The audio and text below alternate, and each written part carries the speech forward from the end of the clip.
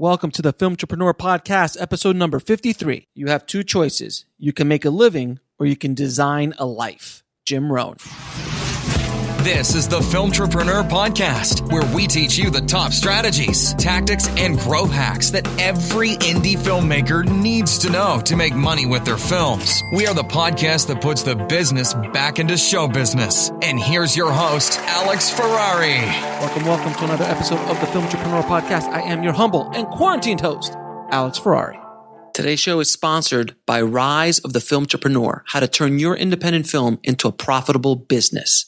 It's harder today than ever before for independent filmmakers to make money with their films. From predatory film distributors ripping them off to huckster film aggregators who prey upon them, the odds are stacked against the indie filmmaker. The old distribution model of making money with your film is broken and there needs to be a change. The future of independent filmmaking is the entrepreneurial filmmaker or the filmtrepreneur. In Rise of the Filmtrepreneur, I break down how to actually make money with your film projects and show you how to turn your indie film into a profitable business. With case studies examining successes and failures, this book shows you the step-by-step method to turn your passion into a profitable career. If you're making a feature film, series, or any other kind of video content, the Filmtrepreneur method will set you up for success. The book is available in paperback, ebook, and of course, audiobook. If you want to order it, just head over to www.filmbizbook.com. That's filmbizbook.com. Before we get started, guys, I set up a special link to help people affected by the coronavirus, and you can donate to Feed America. There is a lot of people in need out there, and Feed America is a great organization, and they're helping millions of people on a daily basis, and they also need your help. If you want to donate even $5, $10, it goes a long way. Head over to indiefilmhustle.com/help. Now, today's guest is Linda Nelson from Indie Rights. Now, Linda has made a couple of appearances over on the Indie Film Hustle podcast, but I wanted to bring her on this show to talk about myths, like debunking myths about SVOD, AVOD, and TVOD. For you those don't know what those are, that's subscription video on demand, ad-based video on demand, and transactional video on demand. And the world of distribution is changing so rapidly. I wanted to bring an expert onto the show to talk to you guys about all this crazy stuff that is happening. And again, I've spoken many times about this before. I'm not completely against traditional distribution. I have partnered myself with Linda on a few of my films, but I look at her as a partner and not as this end-all, be-all, the only way I'm going to make money with my film. That is the basis of the Filmtrepreneur method. So without any further ado, please enjoy my conversation with Linda Nelson from Indie Rights. I'd like to welcome returning champion, Linda Nelson. How are you, Linda? Good morning. I'm so thrilled to be back talking to Indie Film Hustle. Yes, you were on episode number 15, if I remember correctly. So it's been it's been a minute since you've been with us. Yes, and in distribution, that's like a century. in today's world, not in like the 70s and 80s, it was pretty standard and didn't move very much. But in today's world, things are moving. No, it's true. I think for a good 30 years, 20 to 30 years, it was just all about DVD sales, and that was it. And now it's very much based in physical media, and that has totally changed. So we'll definitely get into all of that good stuff. But so for those who don't remember, how did you get into the business, and how did Indie Rights, the company you work with, come to be? Well, my current partner, Michael Madison, and I had the opportunity to make a big budget film. It was a $5 million film. It was our first film. And we expected to get very wealthy off of that. And instead it wound up in a lawsuit. So over the DVD sales. So in Hollywood, I can't see that happening. People, what? That's right. and so we had to close our production office and start over again. And we did. So we decided that, this time around we were going to, make our own films, and we made a very low budget feature, and we got into some film festivals and started to get a couple of offers. And we thought the offers were horrible, and we didn't, see how you could, make a living in the industry if those were the only kind of deals that were out there. So this was about 2007, and we decided that, well, gee, how hard can it be to start a distribution company? I mean, little did we know. I mean, it was purely, out of, stupidity that we even, if we knew more, we probably wouldn't even have tried it. But we said, oh, it can't be that hard. So ignorance is bliss. It is. It's so exactly true. And so we went off and started a little company called Indie Rights. We started it just with some other filmmakers that were on the festival circuit with us. We were at like Dances with Film, and we got 5 or 6 films gathered up. And we figured, oh, well, we've got enough to start a little company, and we've got a little catalog. And that's how we started. And now here we are 10 years later, and we have 650 films in our catalog. That's nice. Not bad. Not bad. No, it's just grown exponentially. We really kind of doubled every year. We doubled, and we love that we don't have to go out and look for films.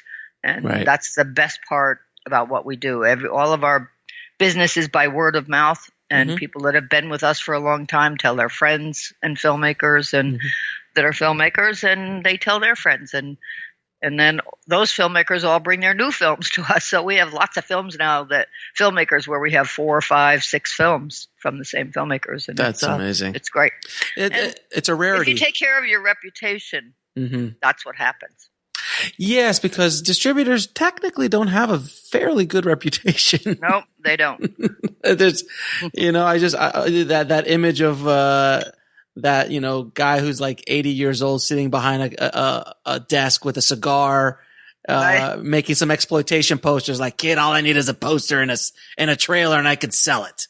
And I have to tell you, more than half the companies are still that. Yeah, I know. It's not a cliche. I mean, anyone who goes to AFM and walks around, that's what they're going to see primarily. Yeah, it is. It's still starting to change, but there's still a lot of that. Yeah, because and would you say it's because overseas is like a little slower to catch up with everything else? Because you still need those kind of guys sometimes to get to those overseas markets where you just can't get to them otherwise. Is that true or not? They could go with someone like you, obviously, but yes, right. On your own, it's very difficult. I think still for foreign sales, buyers would prefer to deal with a sales agent or U.S. distributor because they know that they can build a relationship and get more than one film. So it takes the same amount of energy to get a film from an individual as it does to get from a company. If you do it with a company, then you're building a relationship where you can have future flow. Right. And so buyers tend not to deal with individual filmmakers very often. So if you're an individual filmmaker, you really have to search. Yes. It takes a huge amount of effort. So if you can find the right distributor, you're better off to use a distributor or a sales agent. And there's a big distinction between the two, and that's something we can talk about a little later. So what are your feelings on the world of distribution today versus what we were talking about even just 3 years ago? Well, and the interesting thing is I'm sure I said the same thing then because I keep saying this same thing every year.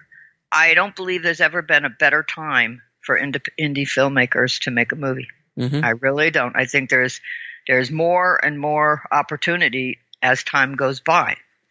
I think that there are skills that you have to acquire if you want to be able to take advantage of that, and I'm sure we'll talk about that too. Yes, and I think it's from your perspective. I think a lot of people, from your perspective, you see all the possibilities because you're on the ground level. You are in the trenches of distribution every day.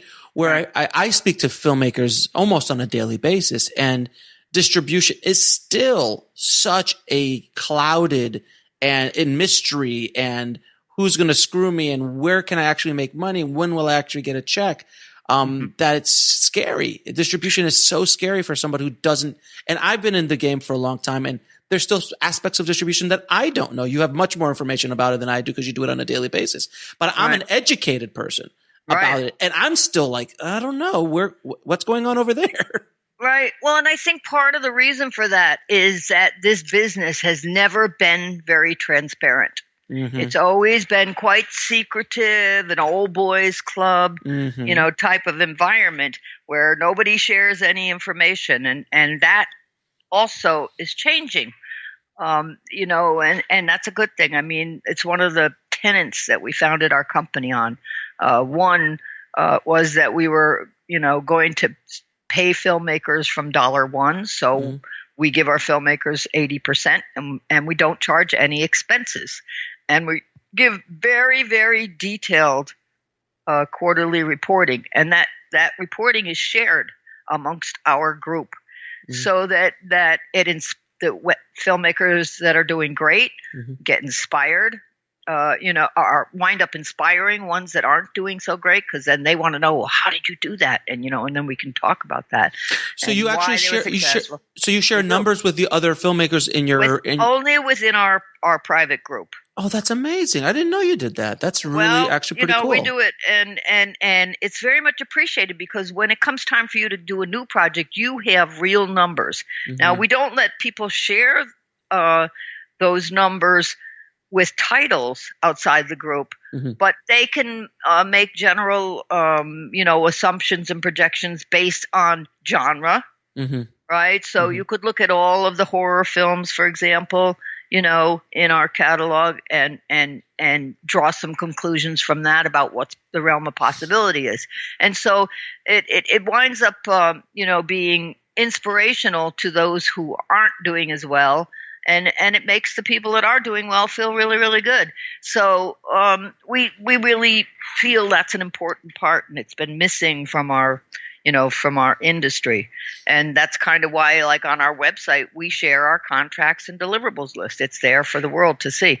We don't need to hide the terms of our contract because it's fair. Right. No, exactly. And that's amazing. You're extremely transparent. And I think that when filmmakers sign on with a distributor, what they're really signing on for is one, access, and two, relationships, because you've been able to build up. So just from your experience of doing this so long, and the buyers, that if you have a certain kind of horror, a horror movie that doesn't even have to have stars in it per se, but if the quality of the movie, then you go, oh, I can estimate that movie is going to make us X amount of dollars because we have a track record of what we've sold movies like that in the past for, and current market shares and everything. And you just have relationships where you could just pick up the phone and call up, a market and go, hey, I've got this movie. What would you think you could give us for it? Is that fairly accurate? Well, because the business is in such a state of flux right now, that is kind of changing because it used to be that, a buyer would want an all rights deal for a territory. So some buyer would approach you for Germany and they'd want everything, theatrical, broadcast, VOD, DVD. Well, now we've got lots of buyers that are looking to buy VOD only.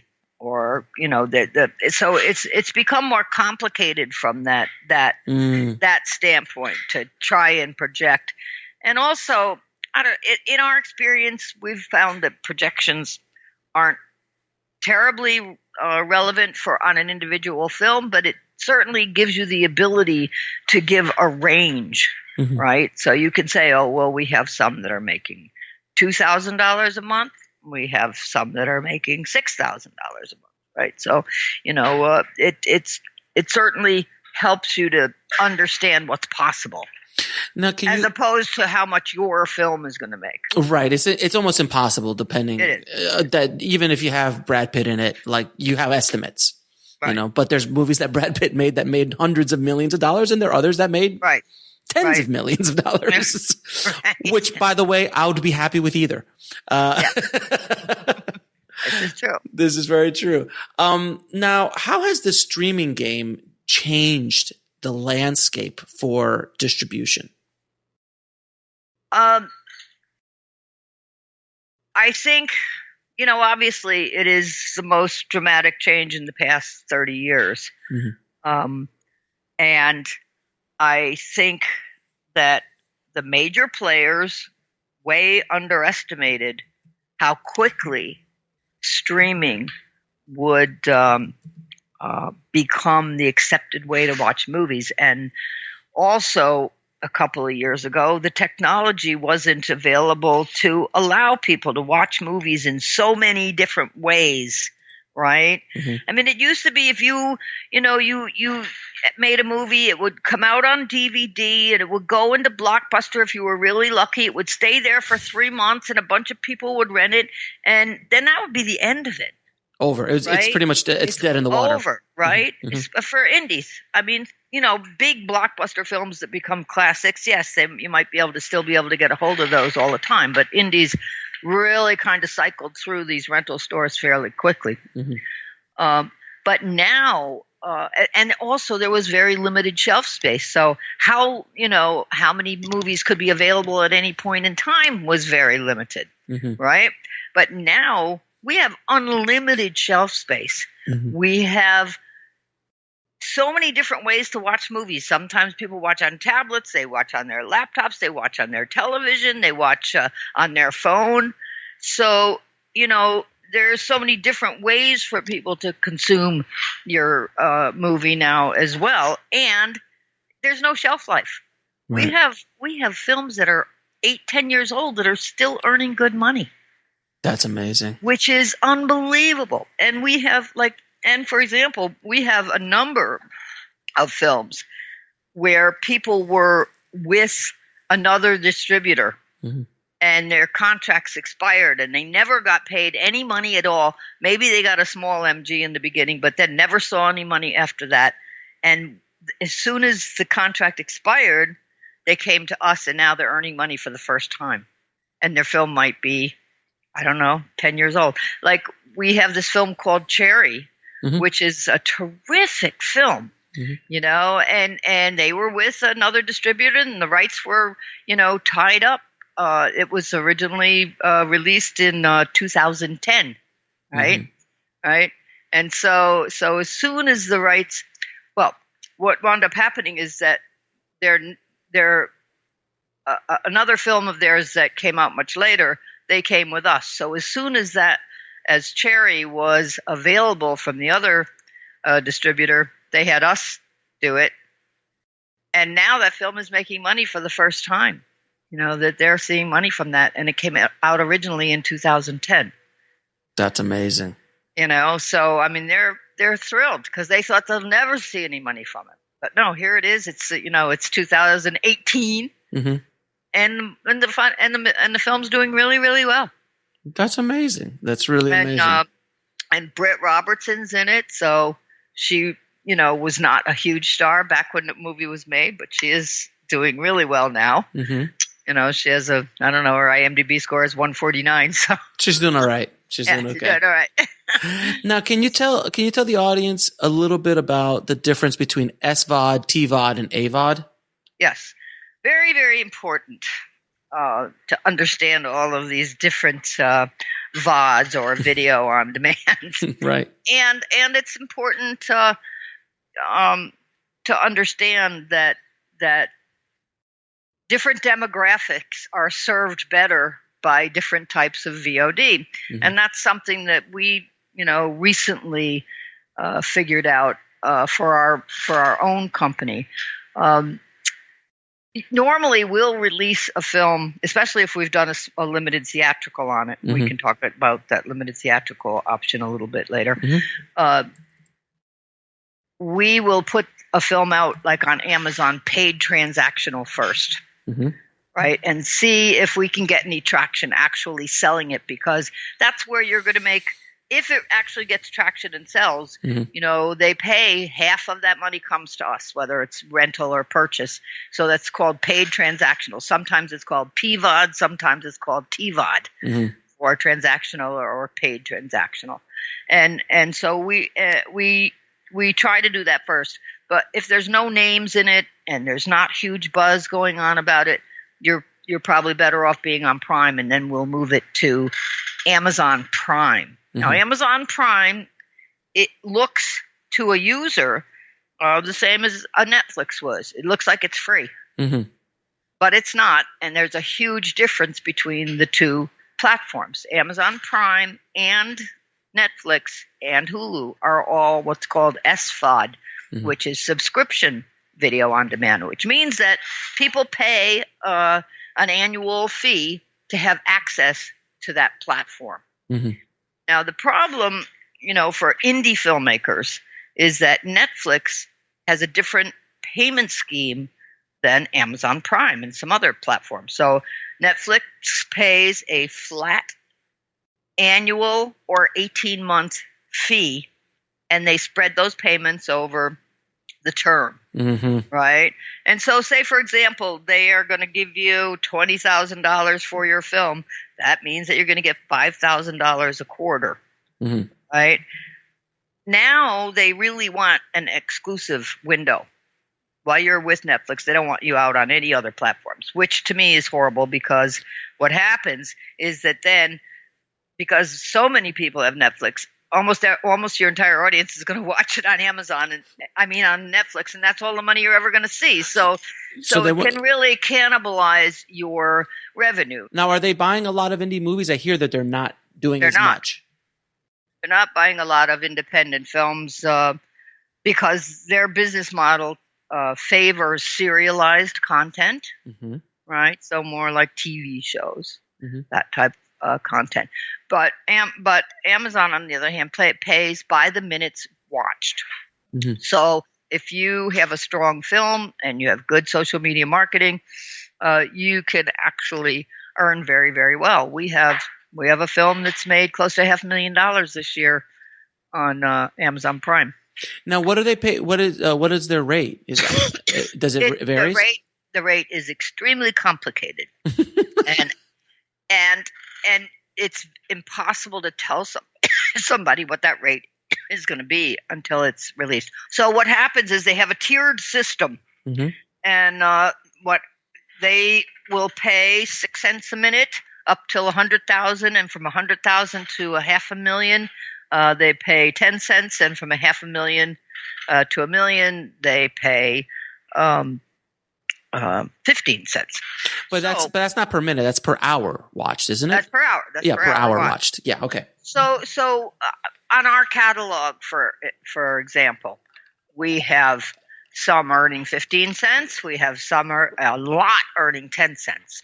That's the predominant one for us is 10 cents, and some earning 6 cents. The 6 centers tend to be ones that have been out for a long time and people have forgotten about them, and they're on to the next film and they don't bother nurturing them anymore. Right. So and it's important to remember that you really do need to maintain at least a maintenance schedule of social media on your older films, and you can schedule that stuff. Sure. So it doesn't doesn't have to be terribly time consuming. And, remind me to talk about post. That's my new buzzword. Post, you mean deliverables? No, post is actually marketing. It's like the final phase of production. Got it. All right. After post. Okay. So I will make a note and we'll talk about that. I will post. Got it. Because it's critical. So anyway, back to Amazon. Now, what I like about their new pay scheme is that there is no longer any kind of cap. So your films don't stop earning. We had some films last year when they first announced that plan that were going to cap out. Well, they did cap out. And then so all of a sudden a film that's making $20,000 a month, capped out and couldn't earn anymore for a whole calendar year. So they removed that cap, which was great. So when you have strong films, you're going to just keep on earning. We like that. And also because we're considered a studio by Amazon, we're in 120 territories. Oh, so you have access much more than Amazon Video Direct, let's say. Right, exactly. So if you're just an individual filmmaker and you go on Amazon, all you're getting is US and UK. because you can't even get Germany and Japan anymore, which they were offering to individuals for a little while, but not anymore. So US and UK is all you can get if you're just an individual filmmaker, which is why that should be your last resort. If you can't find a good distribution partner, then do that. But if you can find a good one, then you can be in 120 territories. So that's what you want to do, because every day more and more people in all these territories are adopting streaming, just like it happened in the United States. Amazon didn't happen overnight in the United States. We had the first downloadable film from Amazon in 2007, and we have a picture of that on our website.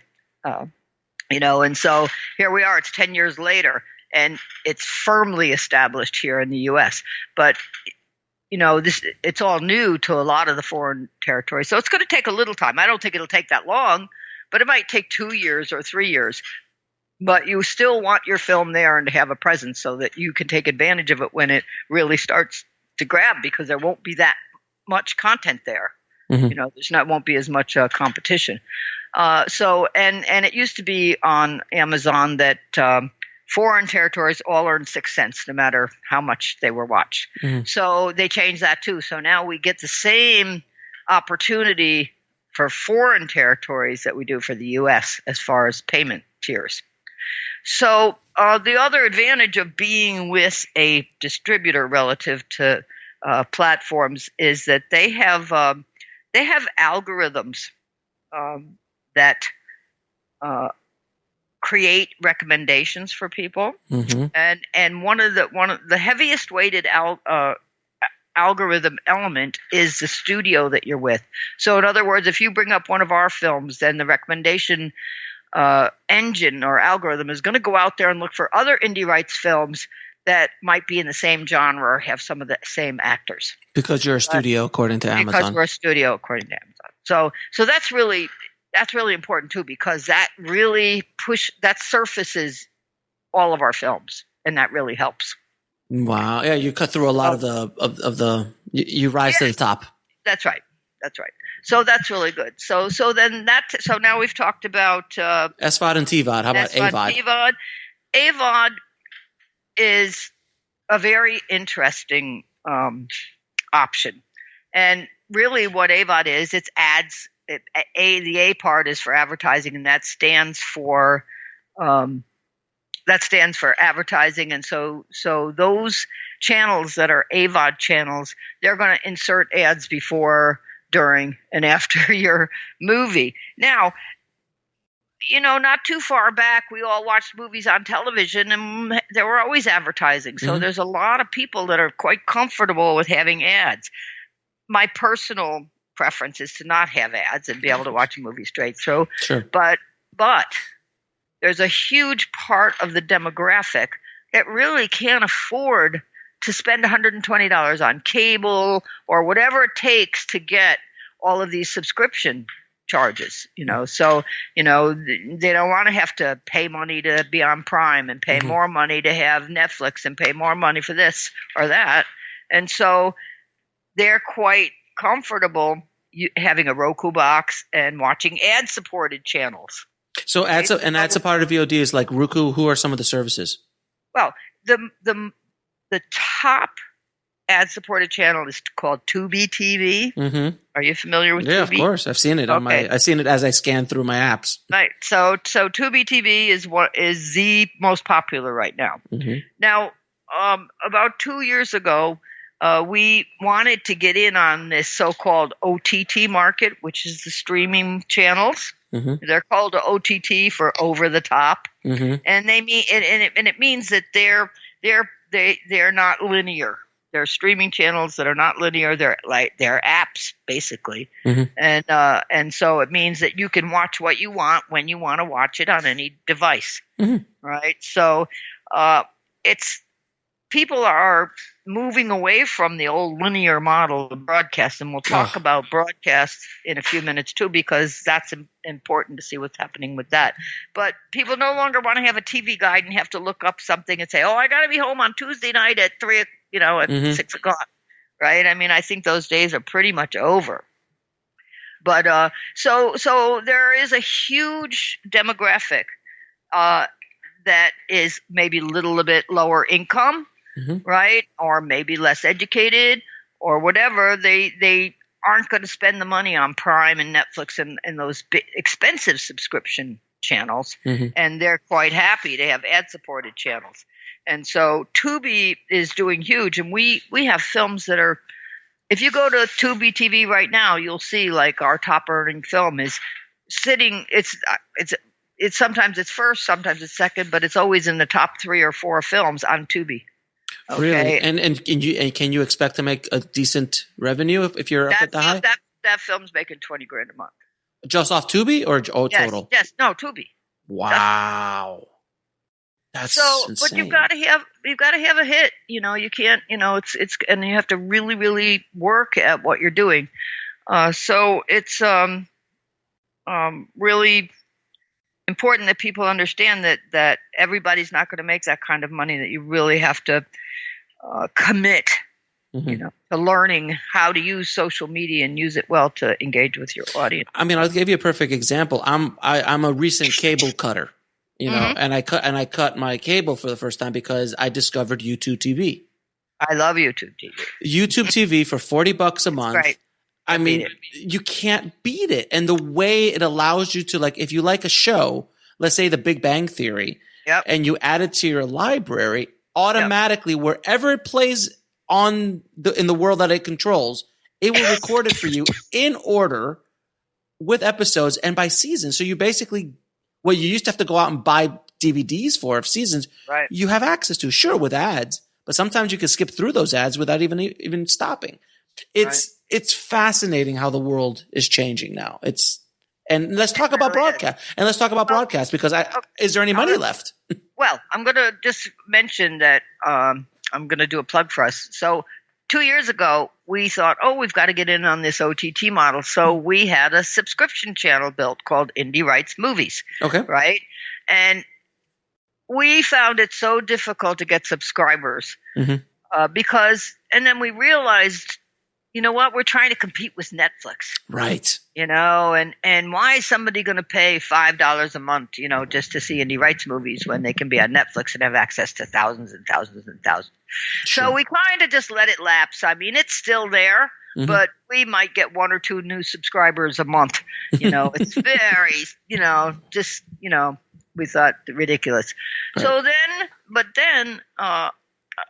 about 6 months ago, a company approached us that had millions of dollars worth of advertising that they needed to place on a channel, and they built us a beautiful ad-supported channel, and that channel is going to launch on September 17th. Oh, congratulations. So our goal is to compete with Tubi TV.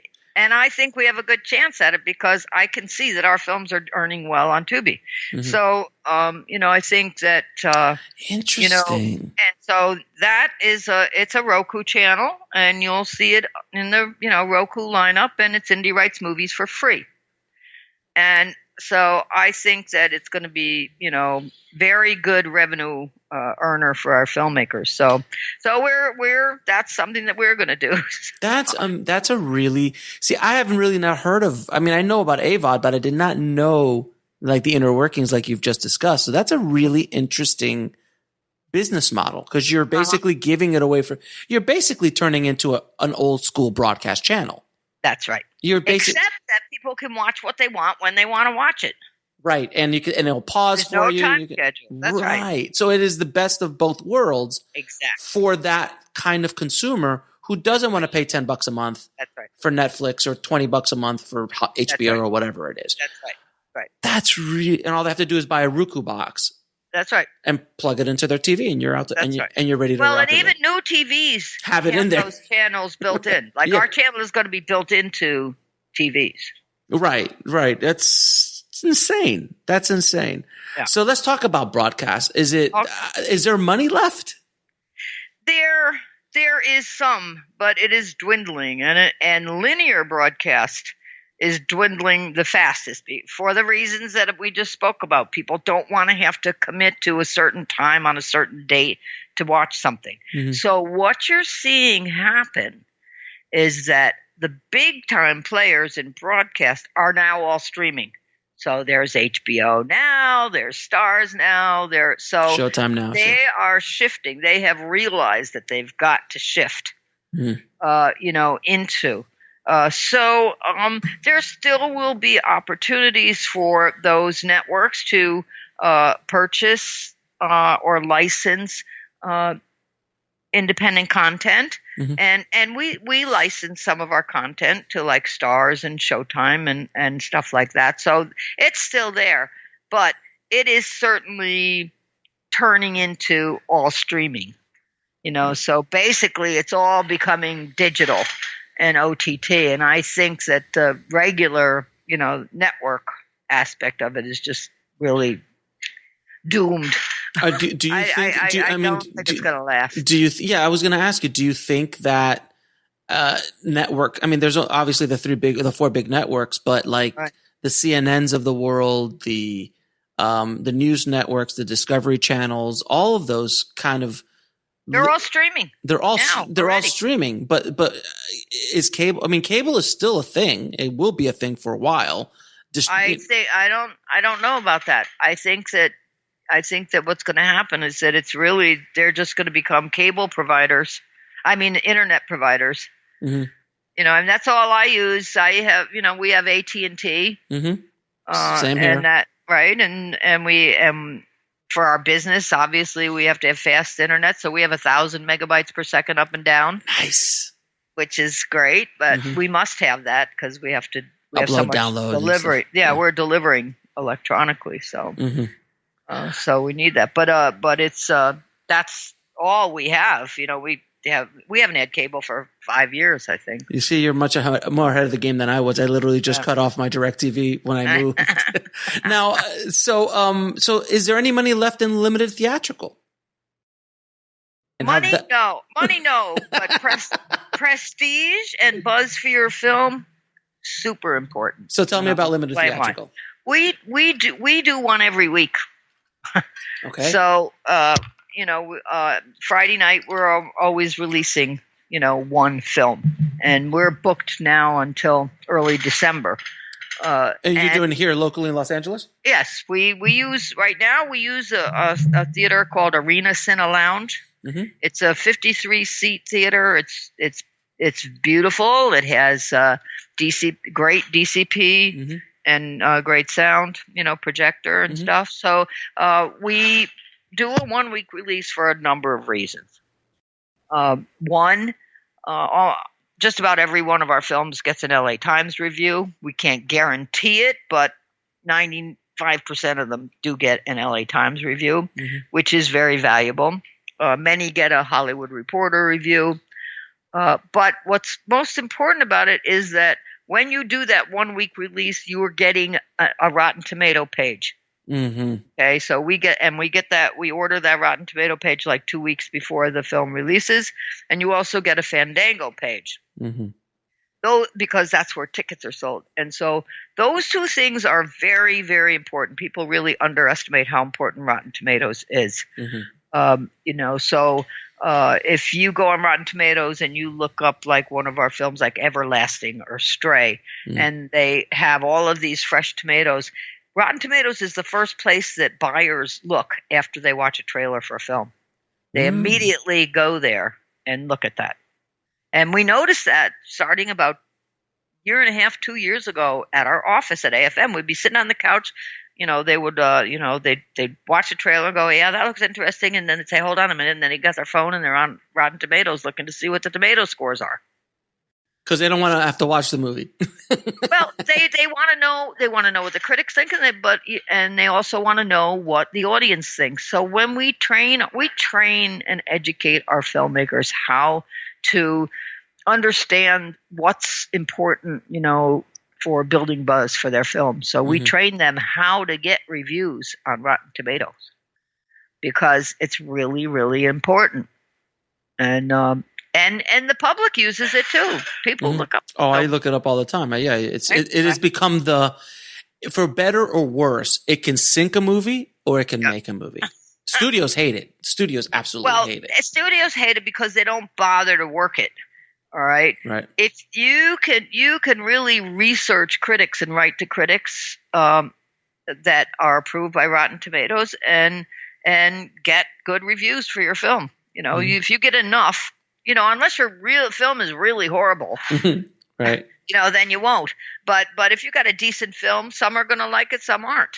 Right. I mean, and I find I could never guess. Like with the LA Times reviews, ones I think are going to get a great review don't. Ones that I think, they'll never think much of this, and they'll get a great review. Mm-hmm. So I give up. And if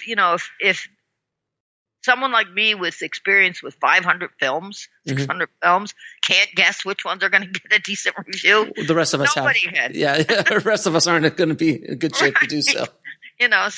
So that's important. In Fandango, we have films that, the Fandango trailer has gotten over 1 million reviews. And I can tell you that really helps on YouTube because they have all those, Fandango has all those channels on YouTube with trailers. Yeah, is that how that works? Because I always wondered why those channels on YouTube are allowed to play these trailers and not get dinged for the copyright. No, because they're sent to them by the distributors. Like we send those to them. They have our permission. Got it. And you just have to be that if you have a large enough audience on YouTube, then you become okay. Well, we're a partner with Google. So we have all of our movies go on YouTube movie rentals. Mm-hmm, of course. So, so when we give the trailer to somebody, then it's not going to, it comes up in a list that somebody's got it, and then we just dismiss it. Got it. And if it's somebody we don't want to have it, then we make them take it down. Now I'm going to talk about something that you and I have had disagreements about in the past. I know I know what you know what I'm going to talk about. Self versus traditional. Yes, self versus traditional. Because I remember when I was about to release This Is Meg, my first feature, I got a message on Facebook, and you're like, "Please tell me you're not self-distributing your movie." I remember you said, like, "Yes, I am." Why would you do that? What's wrong with you? And I said, well, I have an audience, and I think it's going to be okay. She's like, and then there was a pause. And then you're like, yeah, it'll probably work for you because you already have an audience and you can sell it to them. Okay, fine. And that was the exchange, everybody. And was it fine? It was wonderful. No, we made, I mean, not retirement money, but we made money, and I still get checks every quarter. My partner and I are very happy with the way it went. We sold it to Hulu. We sold it internationally through an international distributor who just picked up international rights. So you did get a sales agent for international, not for domestic. And then now we just found a domestic partner for wraparound rights. But I still maintain SVOD and I think Amazon and iTunes. We control those, but everything else they would control for wraparound rights. But Amazon, are you only in 2 countries? No, we could, because we went through Distributor. We had access not to 120. I forgot. It's probably like they have like 8 or 9. Yeah, they got a bunch of them, but we pulled all of them off internationally, and because of the international deals that were going on, so we literally just control the U.S., which is where the bulk of our money came from. I'm curious to see what would have happened if we would have gone with someone like yourself, but also that movie was a proof of concept. I wanted to prove to my audience that it could be done. The movie's budget was ridiculously low, so I did not have to recoup a lot of money. Actually, I was in the black when I started shooting because it was crowdfunded. It was an experiment. So it worked out perfectly for what I wanted to do. Will I do that on my next movie coming up? I don't know. We'll see. Right. So if you have a film that you believe has no global opportunity, you might be fine just doing US on Amazon, Right. But if you do a film that has any kind of global audience, you're always going to be better off with someone to handle worldwide rights. These days, we won't sign a film unless we get global VOD. Mm-hmm. And the reason we want, and then on top of that, we actually have 2 contracts now. We have a 3-year contract for domestic distribution plus global VOD. Mm-hmm. All right, so that we can do DVD if you want. It's not mandatory, but we have a great DVD Blu-ray deal, so there's no reason for anybody not to do that. Mm-hmm. There's no cost, and it's very expansive. Mm-hmm. And we keep our contract term short because we know that people will love us and stay with us. so we don't have to ask somebody for 7 years or 10 years or 15 years like most companies still do. Right. And we do that because we know you're going to stay, because you're going to get paid and we're honest, and you're going to get good reports, and we can't guarantee you how much you're going to make, but you will know exactly what's going on with not only us but other, filmmakers like yourself. And so then on top of that, we have a 1-year contract for foreign sales. Mm-hmm. And that allows us to take your film to Cannes mm-hmm. and AFM, because we exhibit at both. Mm-hmm. Right? And you don't want to be with a sales rep that's just walking around. You want somebody who's an actual exhibitor and an IFTA member, if possible. What's IFTA? Because IFTA is the International Film and Television Alliance, mm-hmm. and it's a global organization. They're the ones that put on the American film market. Got it. And that gives you a level of credibility with buyers that you can't get without, you don't have it without that. So you'll notice when you walk around AFM on the door sign, mm-hmm. it'll say IFTA member if they're a member of IFTA. And so it instills a level of trust, mm-hmm. right?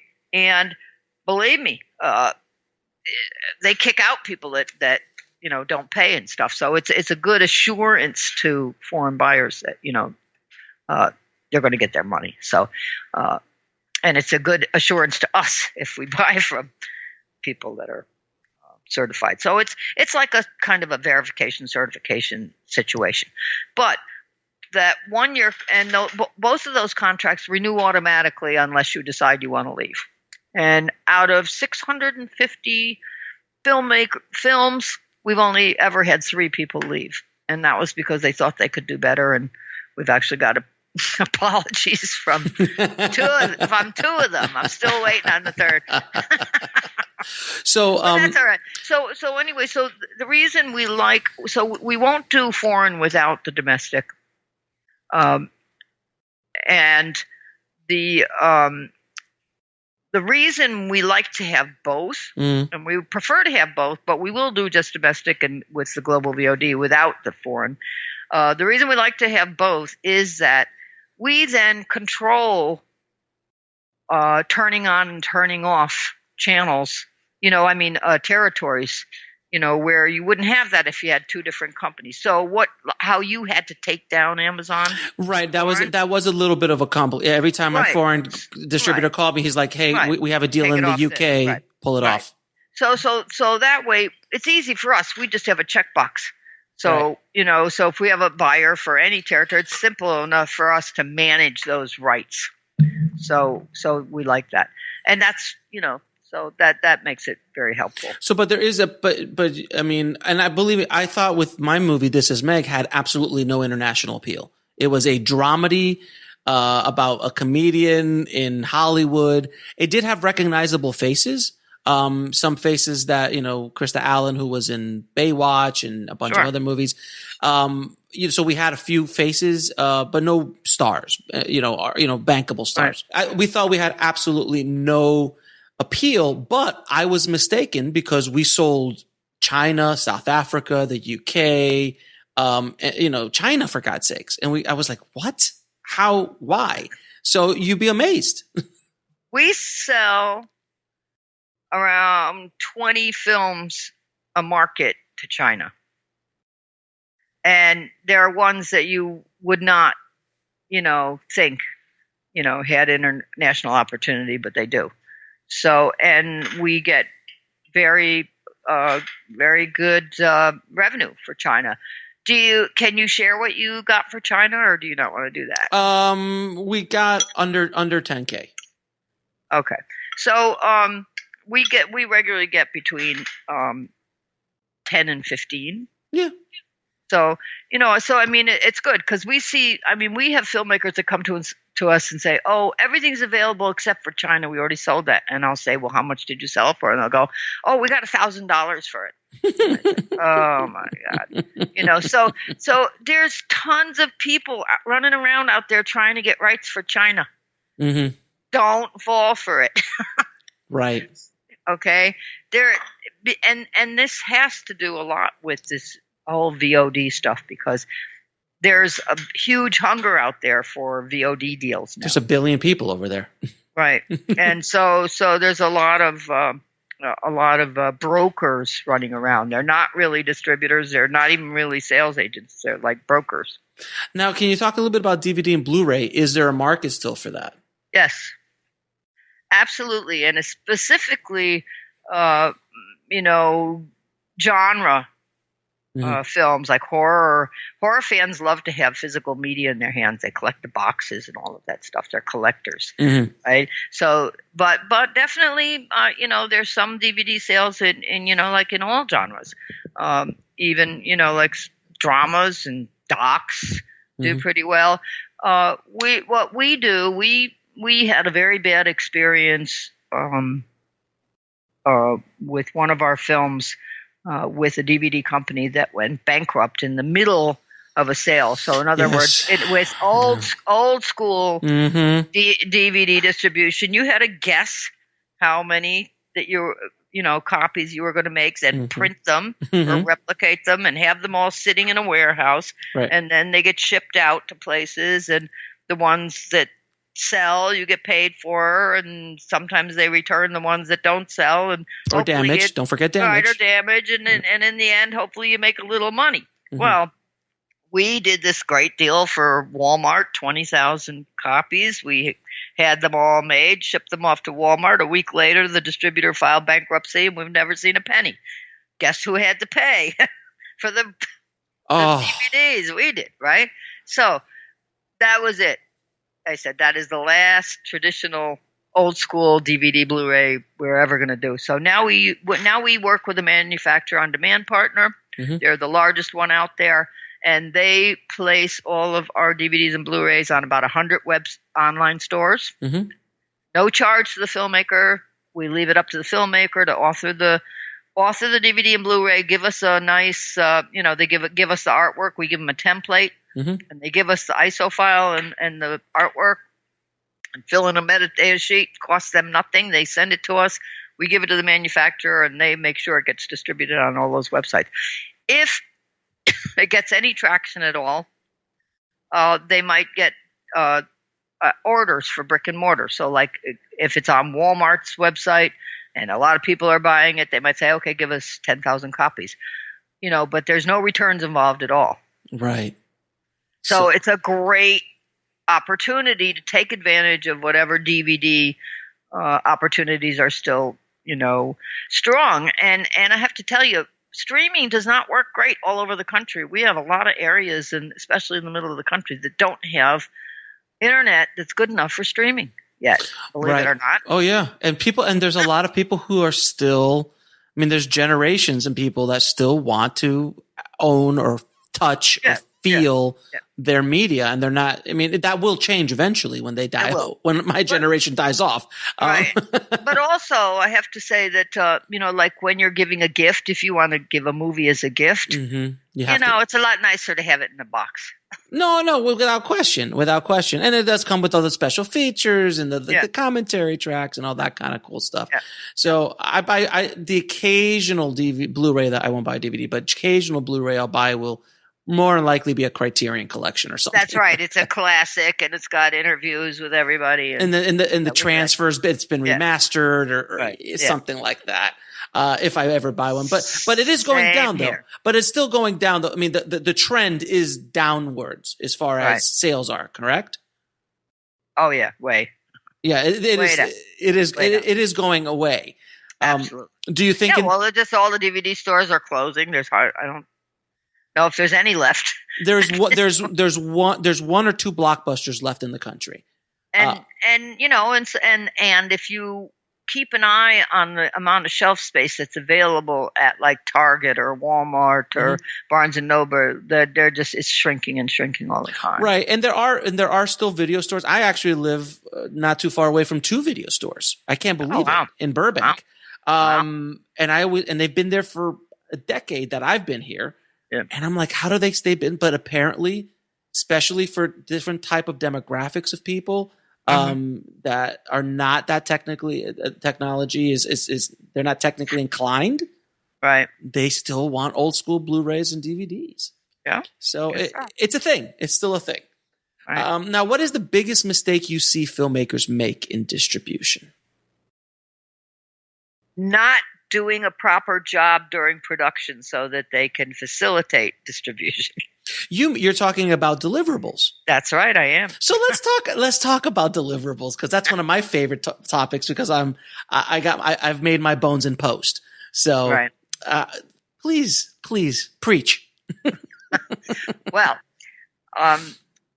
unfortunately, if you don't pay very close attention to what you need as a finished product to deliver to distributors, you are not going to be able to distribute your film to the max. And we see so many people shoot at frame rates that aren't right. They don't mixed frame rates. Don't forget mixed frame rates. Mixed frame rates, can cause a lot of problems. Poor audio, I think, is the most common problem that we have. And you really, no matter how cheap a film you're going to do, make sure that you get somebody that does the sound, that knows what they're doing. Very few people that are making new films get clean sound, so they can't make an M&E track, which is what you must have if you're going to really have good foreign sales. We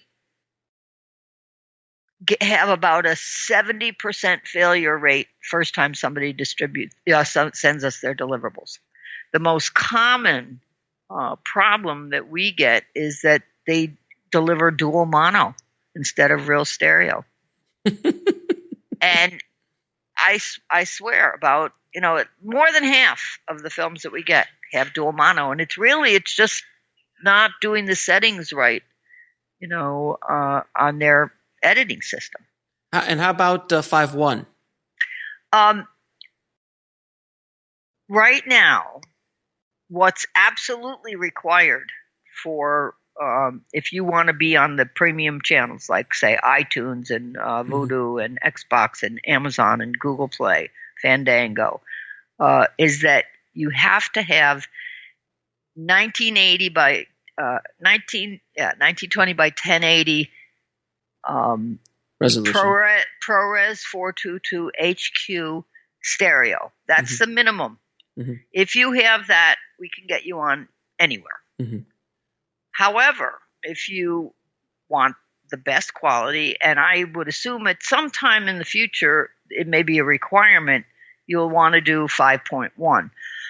The 5.1 that's required by premium channels, though, is not just the 5.6, 5.1 channels. It's an 8-channel 5.1. And that means that you're also adding for channel 7 and 8 a stereo, left and right stereo. So that way they prepare files so that the system is determined by the platform, and if you just have stereo, they'll play stereo. If you have if you have a surround sound system, they'll play surround sound. So that's why they need to have it all available. And then some of the other problems that we see with deliverables, and we no matter how many times we tell people no color bars or tones on the beginning, countdown, no countdowns, we still get those. Few flames of black. And then straight to the movie. That's the way it's got to be. And same on the end, a few frames of black. And, no two pop. Right, no two pops. That was for broadcast. Right, it's a holdover. And it's a holdover from broadcast, so right. People have to learn to get rid of that. So color bars I haven't delivered anything with color bars in years. Oh, we still get them, and it's usually from filmmakers that are older that originally, that delivered their previous films to broadcast. Mm-hmm. Right? Right. So there's that. And then also platforms are very strict. You're not allowed to have any URLs or website information on the back end. Yeah, I heard about that. Yeah, I came across that. We still get that. And so you have to remove all of those. And then the next thing that causes a lot of problems is that we tell people you must have a G-rated trailer. Mm-hmm. And that means no profanity, no nudity, no extreme violence. And yet we still sometimes we have to go back 3 and 4 times with people about, what is a G-rated trailer? I mean, you can't show slashing someone's throat, right? You can't show someone shooting someone. Right. Right. You can there can be a gun in it, but you can't show them shooting someone. But you can do some like red band trailers or something like that, can't you? And everybody should do those, but use those strictly for promotion. Sure. But when you do your deliverables, you must have a G-rated trailer and under 2 minutes. The other thing that is, has been an issue is closed captions. Mm-hmm. It's a requirement now by everybody. Everybody. And we actually ask people to have 2 types of captions. We ask them for SRT and SCC. Sure.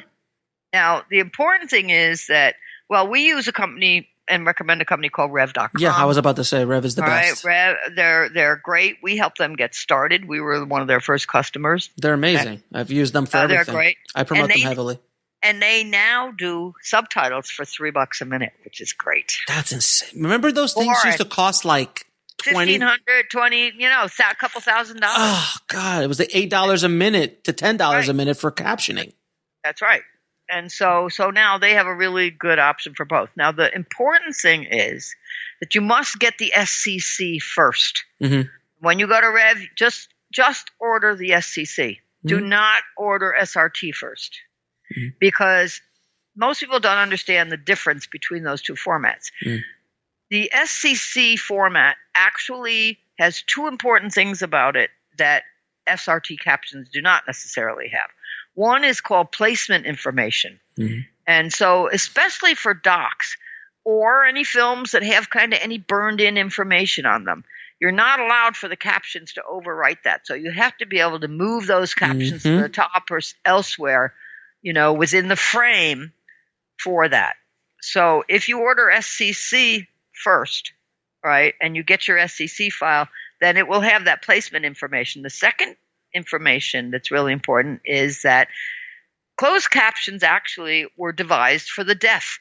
Mm-hmm. So there are what are called atmospherics. Mm-hmm. So in other words, anything that's important for a deaf person to know is happening, like a door slams, a phone rings. When wrestling, right? That's in the SCC file. If you order a SRT file, it's really just like a subtitle file in the sense that it's only spoken dialogue, and you will not get those 2 pieces of information, and it will fail. Mm-hmm. Okay, it will fail certain platforms like iTunes and Google Play. Amazon's more lenient; they'll take either. Mm-hmm. But so it's really important to get your SCC files first, and then if you do it from Rev, once you have the SCC file, you can hit the edit button and save it in any other format. And it'll discard all that. Now I want to ask you a question about 4K, because I get filmmakers just constantly, I need a master in 4K. I need to master in 6K. I'm like, you guys are ridiculous. Stop it. Well, 4K, I wouldn't say stop. No. But like 6K is, I know 4K is great, but it's not, like you said, it's not absolutely needed right now. I mean, I delivered. No, it's optional right now, but you should have it. Sure, it's always wonderful to have it. But we take it because, we have on Fandango, we have 10 4K films there. It's not the common thing right now, but it will be. See, right now, even on Amazon, they won't even take 4K through Amazon Video Direct. But it's coming. No, I mean, look, I mastered an $8 million series for Hulu, a Hulu original, and they asked me for a 1080p.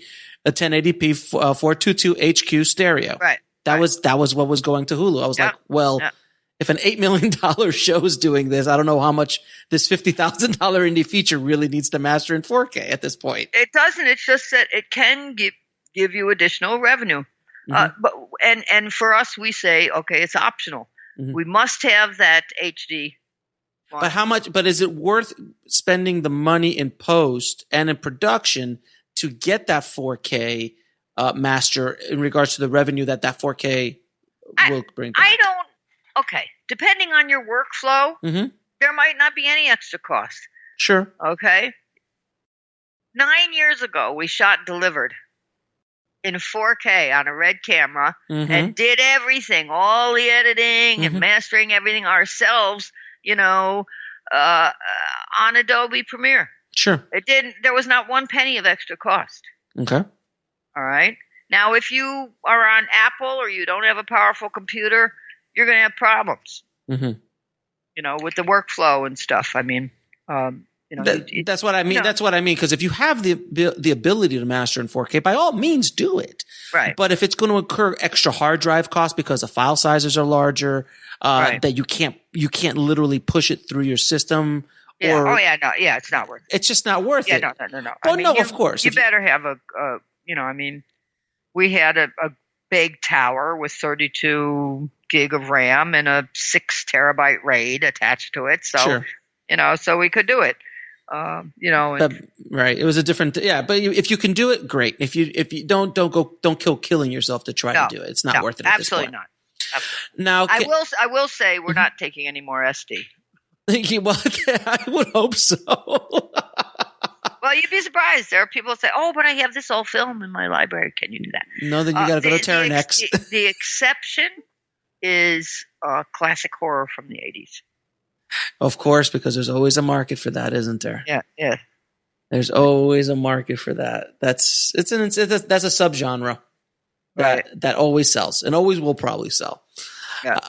Now, can you discuss sales agent versus a traditional distributor, so for people who don't understand? Right. Okay. A sales agent is really just a broker. They don't have any direct relationships with anyone who is an actual outlet for your film. They are looking for other people. They are actually looking for distributors for your film, for you. That's all. And they might take 25, 30% for doing that. And then they're going to give it to a distributor who's going to take another 20, 30% for actually distributing it. So all of a sudden, you've doubled what you got to pay out. Does that make sense? Makes perfect sense. Makes perfect sense. So, for example, for us, for VOD, we are a distributor. We have a direct relationship with Amazon. We have a direct relationship with Google Play. There's no middlemen in between. We don't have to go to, an outside company to encode your film and deliver. You don't need an aggregator. You don't need an aggregator. That's right. We actually do all of that in-house. Got it. So you're the direct conduit. We're the actual distributor. So we're distributing your film. And in fact, we have many sales agents that bring us films. And you're like, okay. Yes. And unfortunately, sometimes they're films that we wanted to get, but they went with the sales agent instead, and that still winds up with us. Right. So the filmmaker is suffering. So then we're paying. No, we don't even pay the filmmaker. We pay the sales agent. Oh, got it. Okay. Got it. Now there are producers reps that are, I think all sales agents call themselves producers reps because that's really what they are. You take someone, there are reputable producers reps out there like Circus Road Films, and they send a lot of films to us, right? Sebastian and Glenn? I know Sebastian and Glenn very well. In fact, yes. I'm doing a panel at Downtown Film Festival in October, and I always have Glenn come and speak. Well, Glenn is actually for a long time. Glenn's actually in my movie. As an actor, Glenn and Sebastian are both in my movie as actors. And he's terrific. And you know what? He's wonderful. I think a lot of new filmmakers, especially it's their first film, they live in Ohio or whatever, and they've gotten in a good festival and they've made a great film, and they are lost. They have no idea who's who, who's good, who's bad, Right. who they should be working with, and he's great working with people that need their hand held for a bit, that are, because like you said, distribution it's daunting. It's absolutely, and Circus Road and Sebastian and Glenn are both awesome. And so they send a lot of great films our way, and we really appreciate it. And now Glenn also has a social media marketing company called Media Circus. Yes. So, because there are still a lot of filmmakers who don't know about post. And I always make this comparison of that, like when you make a film, you're in development, and then pre-production is like your pregnancy, and then then you're in production, and at the end when you have your festival premiere, that's like giving birth. Mm-hmm. And then you have to nurture your film. After post, you've got to do post, which is nurturing. You got to raise that baby. You got to raise the baby, because if you abandon the baby, there's no telling what's going to happen. Go down the wrong alley. All right, good. So post is my new favorite phase, and that's why we educate our filmmakers. That's a great analogy, by the way. The baby, once the baby's born, you're like, oh, okay, I'm good. And like, no, it's just getting started. Exactly. That's a great. I'm going to see that one from you, Linda. Okay, I love that. That's analogy. All right. Yeah. No. It's very true, and our films, do consume us and take up so much of our life while we're making them, and then we just drop the ball. I mean, you can't do it. So education for filmmakers is very important to us. We give all our filmmakers like a 50-page marketing plan. That's only, they can't print it. It's strictly in-house. for use for in-house, and it really teaches all the basics and really good techniques for optimizing all of your social media efforts, and it's really, really important. Plus, we have the private group of all of our filmmakers, and we, share resources and support each other. You're kind of like you're like the unicorn of distributors, honestly. I mean, think as I speak to you, and I've known about you for years now, but kind of getting back into your inner workings, you are so opposite of every other distributor that I deal with, like a Facebook group. Could you imagine a Facebook group for some of these distribution companies? There would be flames coming out of your computer. I know, exactly. Oh, they couldn't do it. They absolutely couldn't do it. It's insane. Now, you spoke a little bit about AFM. Can you explain to the audience the importance of AFM to distributors and what exactly you do at AFM? Just a little quick overview of AFM. Okay. AFM is the largest gathering of people in the industry that happens every year in Santa Monica. They take a big, huge hotel, Lowe's Hotel. They take all the beds out of the rooms and they put tables and chairs in there. And all of the people that have content to license rent basically those rooms. And you live there for 9 days. And you sit in the room. And what happens is before the event takes place, we get a list of all of the buyers that are registered from the American film market. And we send what are called avails, which means pertinent information about any films that you're going to be selling at the market. So in other words, we'll have a poster, a trailer, a synopsis, description of the genre, information if they've won any festival awards, cast and crew, and we send those out to all the buyers. Now, because there's a couple of thousand of them, a lot of them just ignore those things, but others, will actually write back to you and say, I'm interested in this one. I'd like to set an appointment.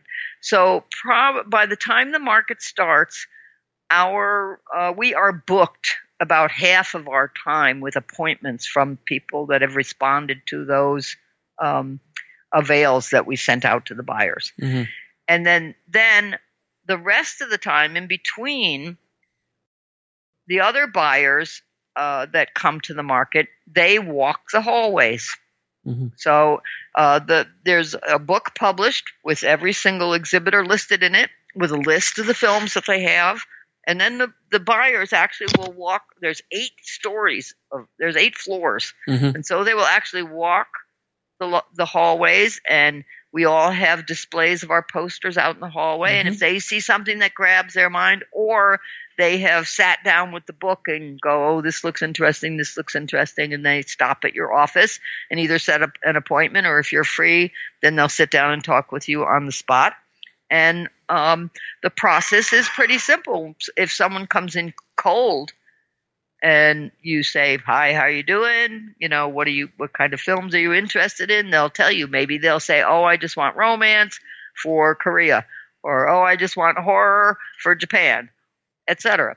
Or they might say, oh, I'm looking for VOD rights for, 6 different territories or whatever. And so you sit down and you start to show them what you have. So we bring with there's a couple of different ways for people to see our films.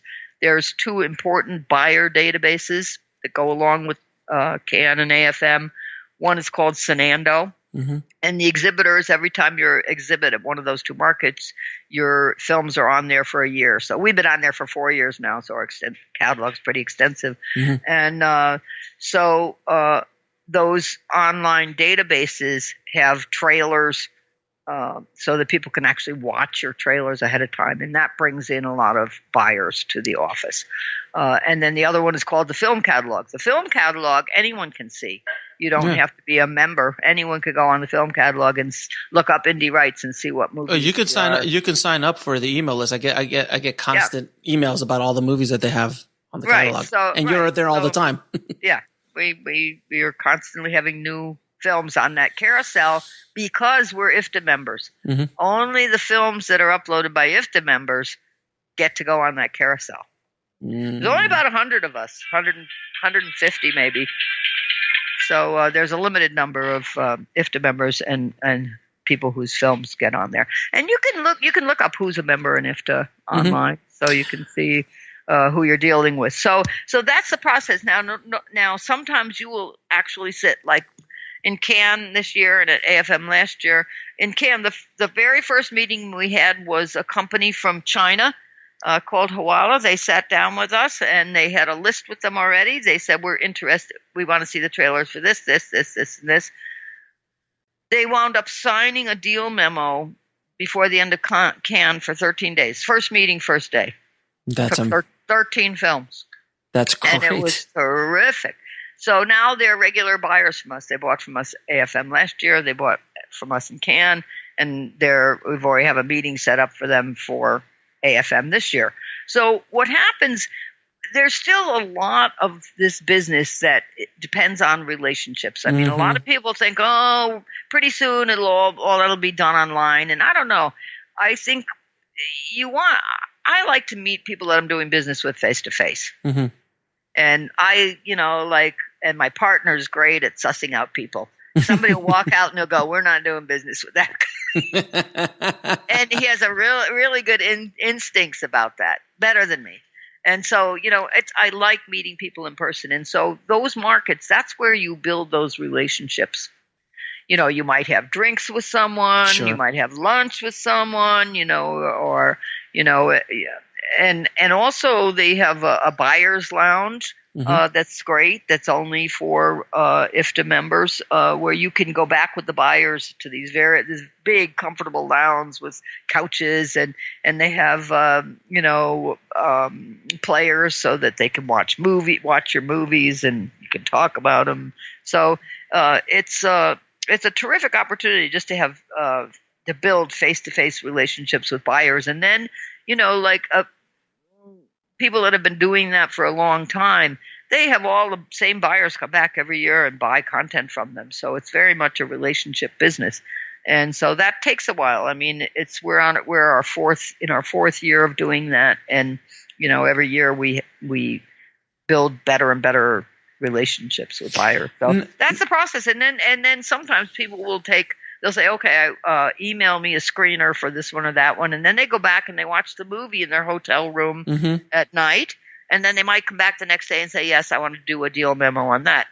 Otherwise, you go back home after the market's over with, and then you have to have follow-up emails to all of the people that you send screeners to. And so it can take 3-6 months to actually finalize some of these deals. So it'll go anywhere from doing a deal memo on the spot, to 6 months, down the road before you actually culminate a deal with somebody. So it's quite a time, can be a time-consuming process. Now, how should and I know a lot of filmmakers listening right now. They're like, okay, I have a movie, I just finished it. I'm gonna go to AFM to see if I can get it sold. Mm-hmm. How should a filmmaker prepare to go to AFM, and what they should they be doing to approach a distributor like yourself, and at what point at AFM? Because I know a lot of people make the mistake of trying to do it at the beginning, which you're pretty much packed.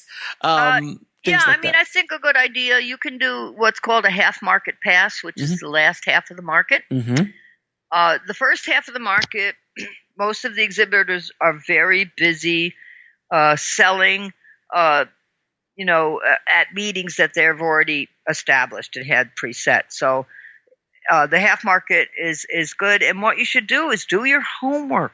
All you got to do is you can go onto the film catalog and you can research and find companies, that acquire films like your films. Like if you have a doc, you don't want to go to a company that only does dramas, or you don't want to go to somebody that only does horror film. So you can do all of that research ahead of time, and you can actually email any of the companies and try to set an appointment so that before you get to AFM. That way you can cram all the meetings you want into, those last days. Yeah, those last days. And you guys are interested. It's absolutely. So it's crazy to go there with no preparation. Oh, just to show up? Huge waste of time. Right. I would never just show up because, where do you start? Right. No, there's 800 offices there. Where do you start? You need to at least have an idea of what companies might be interested in your type of project. And the same thing if you're looking for financing, because there are a lot of companies there that will finance, but you should try to set all of those meetings ahead of time. So I'm going to ask you a few questions I ask all of my my guests. I think I've added a few since last time we spoke. Okay. What advice would you give a filmmaker wanting to break into the business today? A filmmaker. Make the movie that you want to make. Research heavily before you start production so that you can understand what you need to create if you want to be able to have your film distributed. Can you tell me what book had the biggest impact on your life or career? The 4 Agreements. Oh, really? Who wrote that? It is written by a Toltec shaman. Oh, wow. And it is very, very basic way of life. It's called the Four Agreements? It's called the 4 Agreements. Interesting. And it's something that I give people as gifts if I think they're kind of, like ready. Yeah. Well, or just, need some good advice about, how to live life. And it's a lot about being honest. No, stop it. It's a lot about always doing your best, and then being okay with that every day. You may not, feel like you've accomplished everything you should accomplish, but just try your best every day. It's about not taking things personally, because anyone you interact with, right, is filtering everything through their own brain and their own experiences. And it's very easy to get discouraged in our business. Oh, God, yes. So to learn that skill of not taking criticism personally from other people, is really, really important, and you have to look inside and, drive your passion, from your insides. Got it. Not from other people's opinions about what you're doing. And good. Those things are really, really important. I'm going to look that book up. Now, what is the lesson that took you the longest to learn, whether in the film industry or in life? I would say living in the present moment.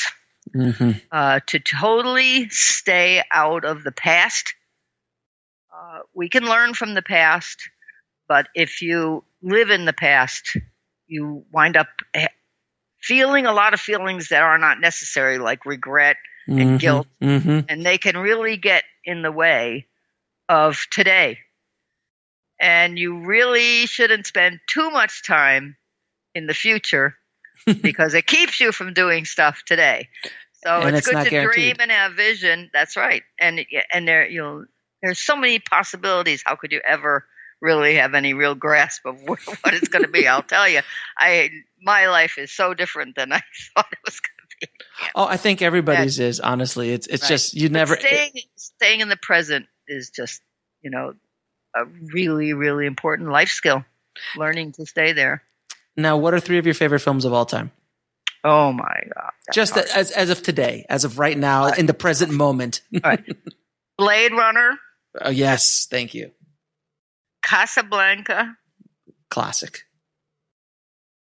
And current Soldado, the new Benicio del Toro movie. Oh, really? Sicario. Oh, you mean Sicario? Yes, that was a really I just think it was terrific. Wonderful. I didn't see the sequel. I heard it was pretty good. Oh, this is the sequel. Oh, you're talking about the sequel one? Oh. Yeah. The new one. Nice. Excellent. Better than the first? Oh, yeah. Really? If that's possible, yes. Absolutely. And where So that's an old one, a new one, and one in between. Now, where can people find more about you and Indie Rights and what you guys are doing? IndieRights.com is our website, and there's all kinds of historical information on there, what we're doing now, movies we're distributing, a place where you can submit your film to us for distribution.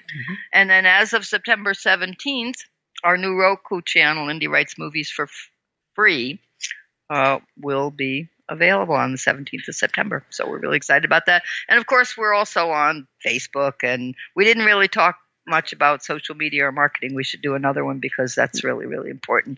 But we're on YouTube and Instagram and Facebook and Twitter. I will come back and do another one with you if you're so generous with your time again. I might do another because this has become an epic conversation, as I knew it would when I asked you to come back on the show. I'm like, this is going to take. We're going to be here for a while. So thank you so much for being so generous with your time and dropping some knowledge bombs on the tribe today. So I really appreciate it, Linda. Thank you so much. Great. Oh, you're very, very welcome. I want to thank Linda so much for coming on and dropping knowledge bombs on the Filmtrepreneur Tribe today. Thank you so much, Linda. If you want to get links to anything we spoke about in this episode, head over to the show notes at filmtrepreneur.com/053. And if you want to sign up for early access to my new film distribution course called Film Distribution Confidential, is what I'm calling it as of right now, which is going to be the ultimate course that film distributors don't want you to know about because it just reveals all of their tricks on how they could possibly take advantage of you, but also it informs you and educates you so you can make an educated decision on how you can craft a partnership with a traditional distributor. And if you want to head over and sign up for early access, because I'm going to be having a beta group help me with this project, head over to indiefilmhustle.com/FDC.